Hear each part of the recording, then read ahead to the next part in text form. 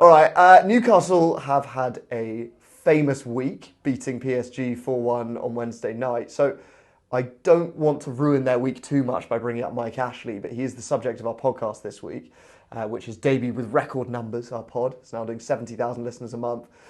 And the pod we've talked about is boozing a lot. You know, there's the tales of when he challenged a banker to a drinking contest during a meeting and ended up puking in a fireplace. And they played a game where like no one's allowed to stop drinking until you can't go to the loo or be sick and you lose and you just have to keep drinking. Yeah, didn't he like locked the door of the room and was like, "You're not leaving until we've had 12 pints and tequila slammers," and then the guy puked. Well, Ashley puked in a fireplace. I think the guy might have wet himself, something like that. That might be embellishment. Don't check that.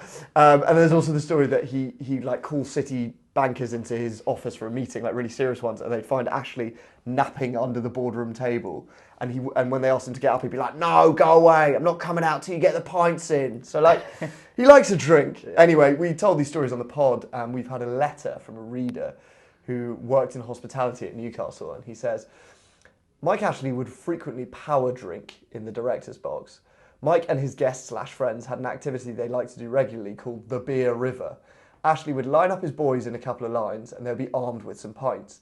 They would then slosh their pints onto the floor in the same direction in quick succession, forming an effectively flowing beer river. So like a sort of like tidal puddle, like a wave.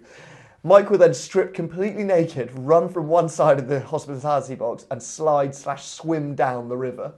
Wow.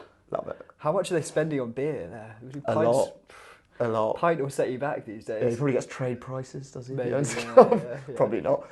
There was another streaking story, I think we talked about it in the pod, which is that he, early on in owning Newcastle, he had a bet with Derek Lambias, who is the managing director of the club, who he'd met in a casino.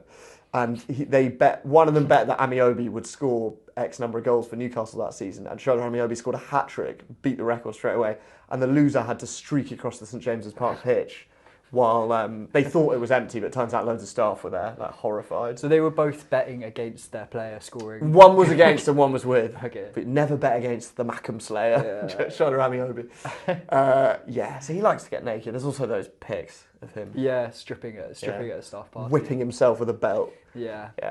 Reckless owner.